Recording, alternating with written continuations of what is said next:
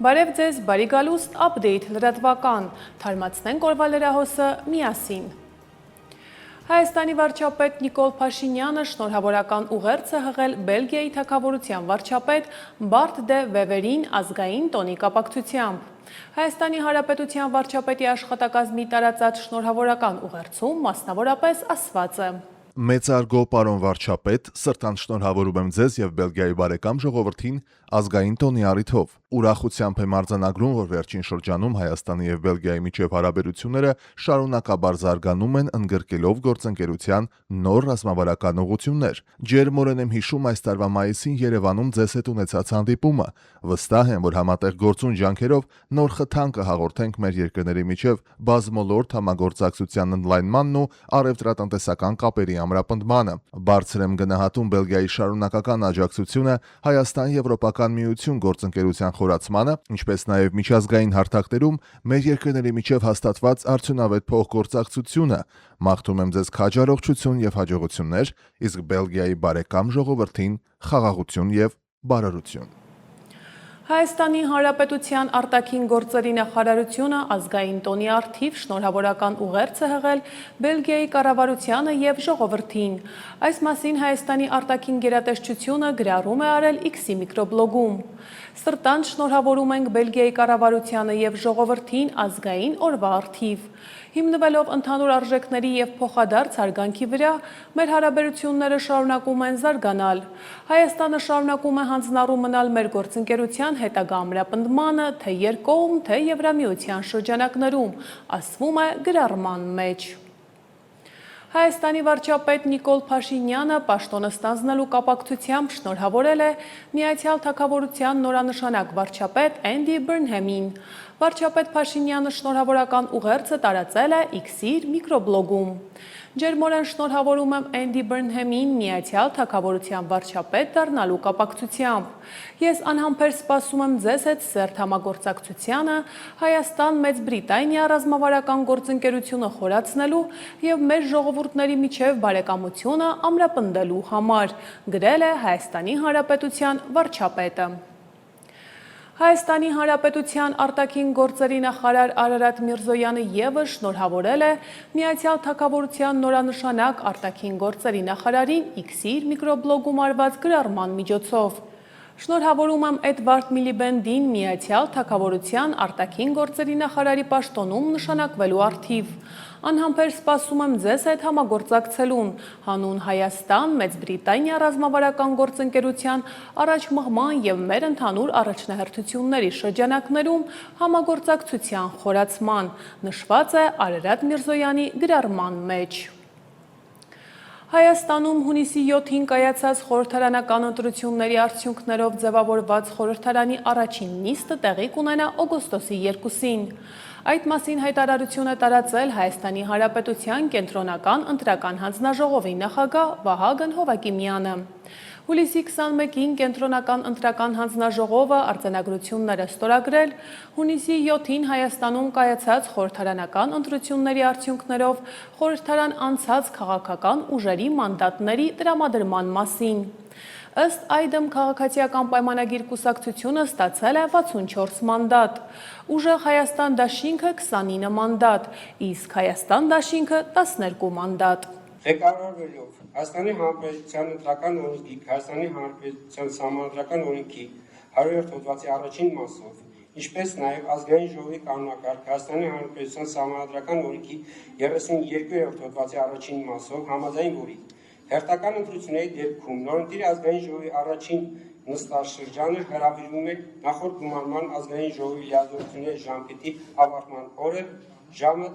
10:00-ին, որի մասին հայտարարում է կենտրոնական ընտրական հանձնաժողովի նախագահը։ Հայտարարում եմ Հայաստանի Հանրապետության ազգային ժողովի 2026 թվականի հունիսի 7-ի հերթական ընտրություններով ընտրված նորընտիր ազգային ժողովի առաջին նստաշրջանի հրավիրման օրն է 2026 թվականի օգոստոսի 2-ի ժամը 10:00։ Շարունակենք թողարկումը։ Կալանավորված Գագիկ Ծառուկյանին ձեռնաշղթաներով ոստիկանների ուղեկցությամբ այսօր բերել են քննչական կոմիտե,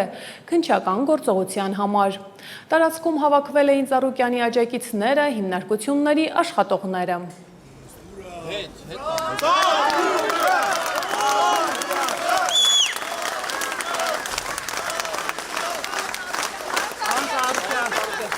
ասելիք ունեք Նիկոլ Փաշինյանին մի թողեք մարդ մոտենա Նիկոլ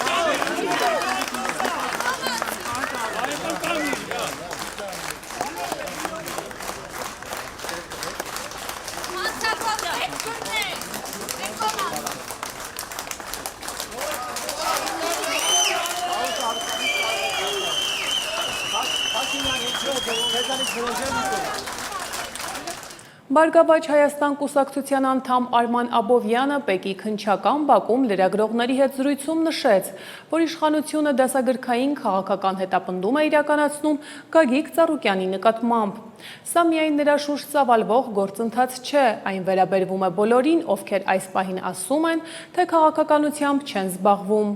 Աբովյանի խոսքով Ծառուկյանի կալանավորումից հետո տարբեր ներդրողներ հրաժարվել են գալ Հայաստան, որոշ գործարարներ էլ այսօր փորձում են տեղափոխել իրենց բիզնեսները։ Իմ խորին համոզմամբ իշխանությունները չէին սպասում այսպիսի լայնածավալ, Գագիկ Ծառուկյանի աջակցության գործընթացներ եւ այն քաղաքական, կրկնում եմ, քաղաքական պատճառներով, դրդապատճառներով ձևավորված իրավիճակը Ծառուկյանի շուրջ շատ հստակ ցույց է տալիս երկու հանգամանք։ Հանգամանք համար 1. Սա, գիտեք, իշխանության կողմից ադեկվատության իսպար կորուստ է, որովհետև թե այն գործի շրջանակներում, որում իրեն մեղադրում են, թե առհասարակ այն բեսպրեզելը, որը մենք տեսնում ենք Ծառուկյանի հիմնարկների, Ծառուկյանի առհասարակ ամբողջ գործունեության շուրջ ցույց է տալիս, որ իշխանությունը այո իրականացնում է դասական առումով, գիտեք, սա դասագրքային քաղաքական հետապնդում է։ Ինչ են ուզում ստանալ։ Ասել եմ բազմաթիվ անգամ եւ եւս մեկ անգամ կրկնեմ, սա միայն Գագիկ Ծառուկյանի շուրջ ծավալվող գործընթացը չի։ Սա միայն Գագիկ Ծառուկյանի շուրջ ծավալվող, գիտեք, սենց նեգատիվ պրոցեսներ չեն։ Այս պրոցեսները վերաբերում են բոլորին, նույնիսկ այն մարդկանց, ովքեր հիմա պայմանական ասում են մենք քաղաքականությամբ չենք զբաղվում կամ միևնույն են։ Այսօր ձկնաբույծները ակցիա են իրականացրել կառավարության շենքի մոտ։ Նրանք բողոքում էին, որ կորցնում են ռուսական շուկան, իսկ եվրոպական շուկա մուտք գործելը դեռևս դժվար է, պայմանավորված Եվրամիության խիստ սանիտարական եւ վերահսկողական պահանջներով։ Չնայած Հայաստանը ստացել է Եվրամիության երկրների ձկան եւ ձկնամթերքի արտահանման հնարավորություն, արտադրողները պետք է համապատասխանեն եվրոպական անվտանգության չափանիշներին եւ անցնեն անհրաժեշտ գրանցման եւ վերահսկողության գործընթացները։ Մոտ մեկ ամիս առաջ իշխանությունում հանդիպում է տեղի ունեցել եւ մենք քննարկել ենք այդ հանդիպման շրջանակներում, ընդունել ենք գիտություն, որ փակ է այս պահին աշխատանքներ է տարվում, ձկնաբույծի կողմից էլ աշխատանքներ տարվում, ՍԱՏՄ-ի հետ համատեղ բոլոր ստուգումները անցել ենք, ոչ մի որակական խնդիր չունի հայկական իշխանը, ամբողջությամբ համապատասխանում է։ Մի խոսքով այդ քննարկումներից հետո եկել ենք մի եզրահանգման պարոն Պապոյանի հետ, որ անպայման պետք է դիտարկվի ձկնաբույծի աջակցության ծրագիր, որպեսզի այս դժվար փուլում ձուկ արտադրողը կարողանա դիմանալ, մինչև որ կարողանա իրեն թույլ տալ ուսումնասիրի այլընտրանք շուկաները։ Այլ շուկաները, նենց չի որ սահմանափակումները մտցրել են, նոր ենք սկսում։ Երեք մտցրեցին, այսօր սկսեցինք սահմանափակումները ուսումնասիրել։ Գործարար համայնքը նենց է, որ ինքն իրենով բոլոր հնարավոր երկրները հետաքրքրված շրջանակները ուսումնասիրում է տարիներով հանդերձ։ Եվ այդ ուսումնասիրությունների արդյունքում է, որ ստեղծվել է եւ կենտրոնացվել է դեպի Ռուսաստանի Դաշնություն։ Խոսքը ձուկ ձկնամթերքի մասին է։ Իսկ ինչ վերաբերում է աջակցությանը, ժողովուրդ ջան, մենք պարոն նախարարի հետ քննարկման արդյունքում տեսեք, ասել ենք, որ նույնիսկ նվեր պետք չէ, ուղղակի աջակցության տեսակը կլինի սուբսիդավորվող վարկ, գրեյս պիրիոդ, բանկային համակարգում, համատեղ բանկերի հետ աշխատանք, որ պետությունը հայ ձկնաբույծի կողքին լինի, որ բանկը դիտարկի, որովհետև այսօր բոլոր բանկային եւ ֆինանսական կառույցները արդեն 2 ամիս է ձկնաբուծությունը համարում են կարմիր գիծ, այսինքն ռիսկային գոտի, իրանք ոչ մի բան չեն դիտարկում։ Եվ շարունակելով թողարկումը, Հայաստանի Հանրապետության էկոնոմիկայի նախարար փոքր և միջին ձեռնարկությունների զարգացման ենթախորհրդի նախագահ Գևորգ Պապոյանի գլխավորությամբ այսօր կայացել է փոքր միջին ձեռնարկությունների զարգացման ենթախորհրդի հերթական նիստը։ Նիստի օրակարգում ընդգրկված էր Հայաստանի փոքր միջին ձեռնարկությունների մրցունակության 2026-2030 թվականների ռազմավարական ծրագրի նախագծի, դրա իրականացման գործողությունների ծրագրի և ռազմավարության իրականացման ինստիտուցիոնալ մոդելի քննարկումը։ Քննարկման ընթացքում ներկայացվել են ռազմավարական ծրագրի հիմնական նպատակները և առաջնահերթությունները, նախատեսվող միջոցառումները, ինչպես նաև ռազմավարության արդյունավետ իրականացմանն ուղղված ինստիտուցիոնալ լուծումները։ Հուլիս ամսվա ընթացքում կնշանակվի Արարատ ցեմենտ ընկերության կառավարիչը։ Այս մասին տեղեկացրել է Հայաստանի էկոնոմիկայի նախարար Գևորգ Պապոյանը, հիշեցնելով, որ հակակոռուպցիոն դատարանի որոշմամբ գլխավոր դատախազության միջնորդության հիման վրա Արարատ ցեմենտը հանձնվել է Հայաստանի Հանրապետության կառավարմանը, իդեմս էկոնոմիկայի նախարարության։ Հուլիս ամսվա ընթացքում սահմանված կարգով կնշանակվի Արարատ ցեմենտի կառավարիչը։ Մինչև այդ ընկերության բոլոր աշխատակիցներին հորդորում են բարեխղճորեն և պատասխանատվությամբ կատարել իրենց աշխատանքը, որպեսզի հետագայում չառաջանան օրենքով սահմանված կարգով աշխատանքից ազատման կամ վարչական ու քրեական պատասխանատվության ենթարկման հիմքեր։ Իրենց գործի գիտակ աշխատանքը բարեխիղճ ու պարտաճանաչ կատարող բոլոր աշխատակիցները կշարունակեն աշխատել։ Facebook-ի իր էջում գրել է նախարարը։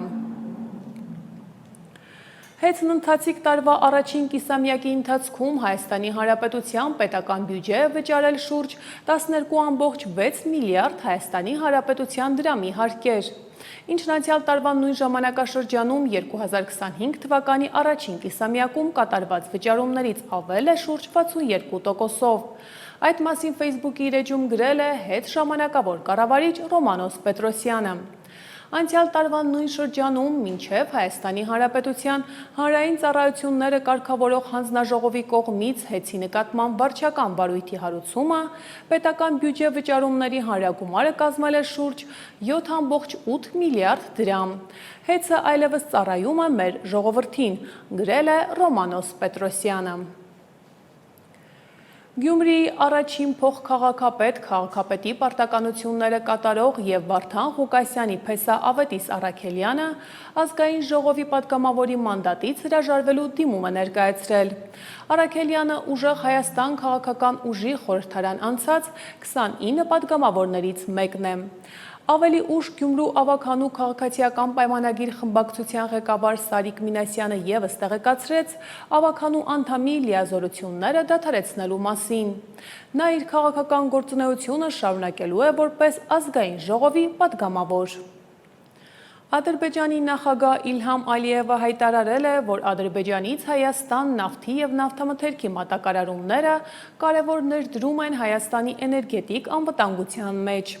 Ադրբեջանի նախագահն այդ մասին հայտարարել է Գերմանիայի կանցլեր Ֆրիդրիխ Մերցի հետ Բերլինում կայացած համատեղ մամուլի ասուլիսի ժամանակ։ Ալիևը նաև նշել է, որ Ադրբեջանի տարածքով այլ երկրներից Հայաստան բեռների տրանզիտ փոխադրումները նույնպես լայն մասշտաբների է հասել։ Մենք պատմական ժամանակահատվածում ենք ապրում։ Ադրբեջանը Հայաստանին խաղաղություն է առաջարկել և ստացել է դրական պատասխան։ Մենք բարձր ենք գնահատում այս ուղղությամբ Գերմանիայի կառավարության դերը, ասել է Ալիևը։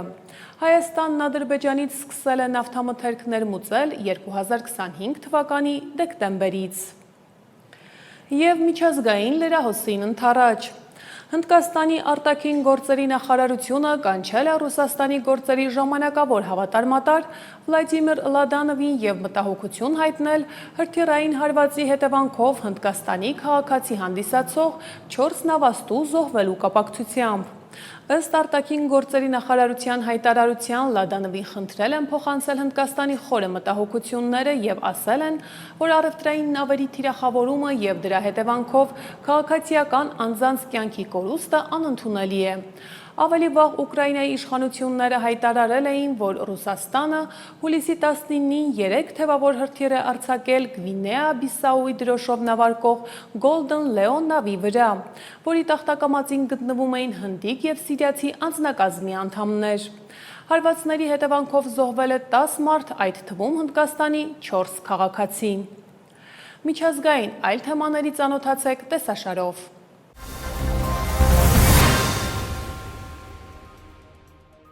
ԱՄՆ նախագահ Դոնալդ Թրամփը հայտարարել է Մեծ Բրիտանիայի նորանշանակ վարչապետ Էնդի Բըրնհեմի հետ հեռախոսազրույցի մասին, որի ընթացքում քննարկվել են տարբեր թեմաներ։ Նա նաև հայտնել է, որ իրենք մոտ ապագայում կհանդիպեն։ Հեռախոսազրույցից հետո Թրամփը գրառում է արել Truth Social հարթակում. «Ես շատ լավ զրույց ունեցա Միացյալ Թագավորության նոր վարչապետ Էնդի Բըրնհեմի հետ։ Մենք քննարկեցինք բազմաթիվ թեմաներ, այդ թվում Մեծ Բրիտանիայի հետ մեր հիանալի հարաբերությունները։ Մենք կհանդիպենք ոչ շատ հեռու ապագայում քննարկելու փոխադարձ հետաքրքրություն ներկայացնող թեմաները», գրել է Դոնալդ Թրամփը։ Նա հավելել է, որ Բրիտանիայի վարչապետը մեծ աշխատանք ունի կատարելու եւ նա կկարողանա դա անել, իսկ ԱՄՆ-ն նրա կողքին կլինի եւ կօգնի։ Քիր Սթարմերի պաշտոնական հրաժարականից եւ Մեծ Բրիտանիայի թագավոր Չարլզ III-ի կողմից վարչապետ նշանակելուց հետո Բըրնհեմը հայտարարել է, որ առաջին օտարերկրյա ղեկավարները, որոնց հետ հեռախոսազրույցներ կունենա, կլինեն ԱՄՆ նախագահ Դոնալդ Թրամփը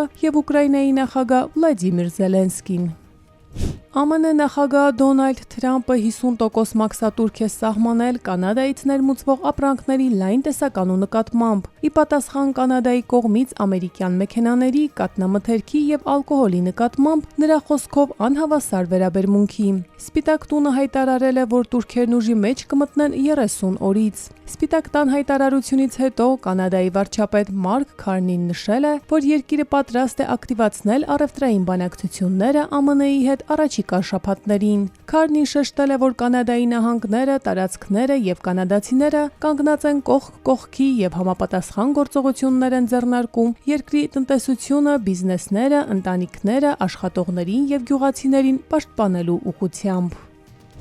ԱՄՆ-ն եւ Իրանը ինտենսիվ հարվածներ են փոխանակում արդեն 10 օր շարունակ։ ԱՄՆ զինված ուժերի կենտրոնական հրամանատարությունը X հարթակում հայտարարել է, որ հերթական հարվածներն է հասցրել Իրանի ռազմական հրամանատարական կենտրոններին, ծովային հնարավորություններին, հրթիռների եւ անօդաչուների արձակման կայանքներին ու հակաօդային պաշտպանության համակարգերին։ Ըստ ԱՄՆ զինված ուժերի կենտրոնական հրամանատարության նաև շարունակվում է Հորմուզի նեղուցով առևտրային նավերի ուղեկցումը։ Միևնույն ժամանակ CNN-ը վկայակոչելով Պենտագոնին հաղորդում է, որ հուլիսի 7-ին հակամարտության վերսկսումից ի վեր իրանական հարվածներից վիրավորվել է գրեթե 100 ամերիկացի զինծառայող։ Ավելի վաղ հաղորդվել էր, որ վերջին օրերին ամերիկացի 3 զինծառայող է զոհվել։ ԱՄՆ նախագահ Դոնալդ Թրամփը հայտարարել է, որ յուրաքանչյուր զոհված զինծառայողի համար Իրանին շատ ծանր հարվածներ կհասցնեն։ Իրանի նախագահ Մազուդ Փեզեշքյանն էլ իր հերթին հայտնել է, որ երկիրը այժմ լայնածավալ պատերազմ է մղում ԱՄՆ-ի դեմ։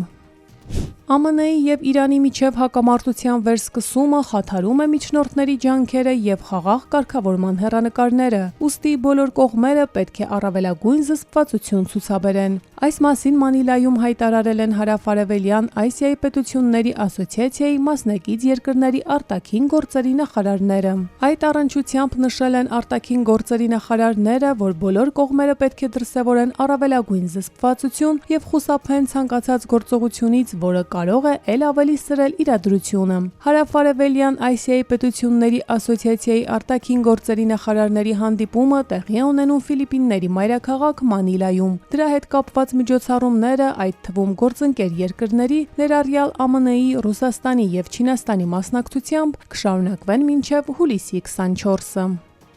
Ռուսական զինված ուժերը մի քանի անգամ հարձակվել է Սումիի վրա։ Հարվածներից մեկը եղել է բազմահարկ շենքի մոտ, իսկ մյուսը հանգեցրել է առևտրի կենտրոնում մասշտաբային հրդեհի։ Այս մասին հայտնում է Սումիի ղեկավար Օլեգ Գրիգորևին։ Նրա խոսքով Սումիում բազմահարկ շենքի մոտ ռեակտիվ անօդաչու թռչող սարքի հարվածի հետևանքով տուժել է 2 մեծահասակ եւ 4 երեխա։ Սակայն դրանից հետո ռուսները շարունակել են հարձակումները։ Հարվածներից մեկի հետևանքով առևտրի կենտրոնի տարածքում մասշտաբային հրդեհ է բռնկվել։ Եվս 2 հարված քաղաքի նույն շրջանում։ Դրանցից մեկի հետևանքով մասշտաբային հրդեհ է բռնկվել առևտրի կենտրոնի տարածքում։ Տուժողների մասին տեղեկատվությունը ճշգրտվում է։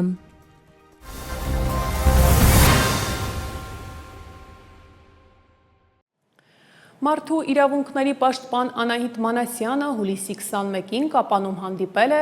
Սյունիքի մարզպետ Ռոբերտ Ղուկասյանի հետ։ Քննարկվել են մարզում առկա մարդու իրավունքներին վերաբերելի խնդիրները, ինչպես նաև սոցիալ-տնտեսական հիմնահարցերը, այդ թվում գյուղական բնակավայրերում գազաֆիկացման, խմելու եւ ոռոգման ջրի հասանելիության, սեփականության իրավունքի իրացման, դպրոցաշինության հետ կապված եւ մի շարք այլ հարցեր։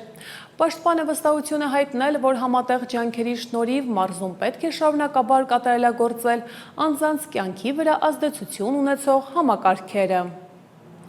Անահիտ Մանասյանը շրջայց է կատարել հիմնարկի տարածքում ուսումնասիրել ազատությունից զրկված անձանց պահման պայմանները։ Պաշտպանն այցելել է նաև խցեր զրուցել ազատությունից զրկված անձանց հետ, լսել նրանց կողմից բարձրաձայնված հարցերը եւ խնդիրները։ Անահիտ Մանասյանը ընդգծում է նաև, որ Գորիս քրեակատարողական հիմնարկի շենքային պայմանները չեն համապատասխանում ոլորտում գործող միջազգային չափանիշներին, ինչը պետք է պատշաճ հասցեավորում ստանա։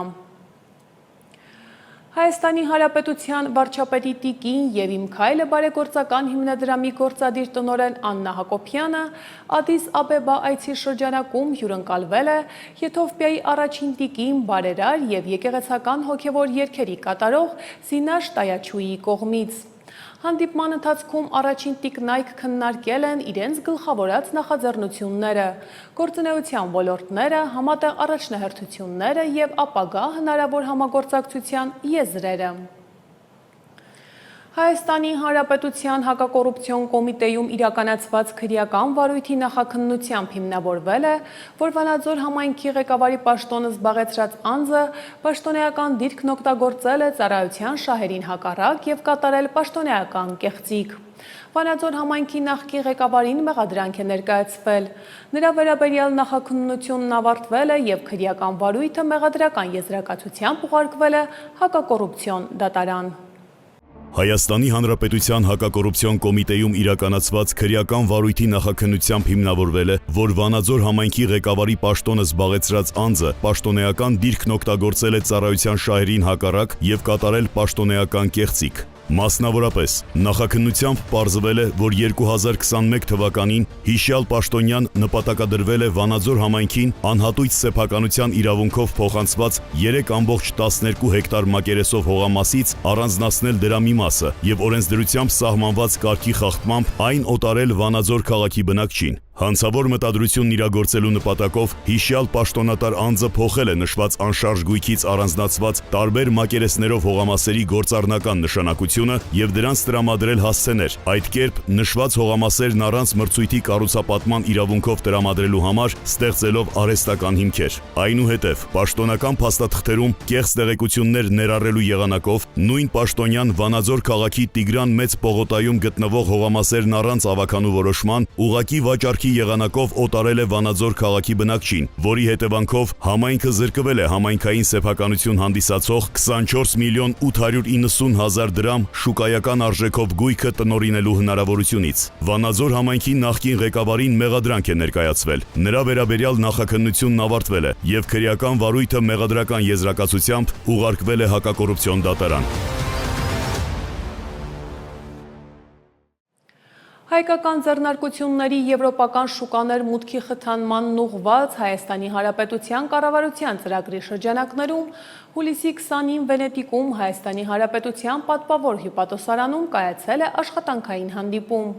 Հանդիպման ընթացքում քննարկվել են Հայաստան-Իտալիա տնտեսական համագործակցության ընդլայնման հեռանկարները։ Մտքեր են փոխանակվել տարբեր ոլորտներում հայկական արտադրանքի եվրոպական շուկաներում առաջխաղացման, ինչպես նաև երկու երկրների միջև առևտրատնտեսական կապերի ամրապնդման և նոր գործարար հնարավորությունների ստեղծման շուրջ։ Եվ վերջում եղանակի մասին։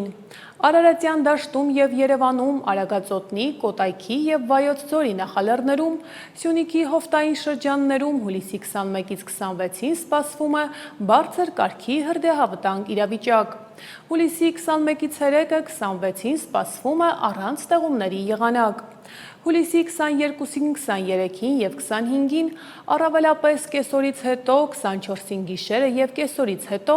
առանձին շրջաններում սպասվում է կարճատև անձրև և ամպրոպ, առանձին հատվածներում հնարավոր է նաև կարկուտ։ Երևանում հուլիսի 25-ից 26-ը սպասվում է առանց ստեղումների եղանակ։ Հուլիսի 22-ից 24-ը երեկոյան ժամերին քաղաքի առանձին հատվածներում հնարավոր է կարճատև անձրև և ամպրոպ։ Այս թողարկման համար առանձնացրել էինք այսքանը, իսկ ես ձեզ հրաժեշտ եմ տալիս մինչ նոր հանդիպում։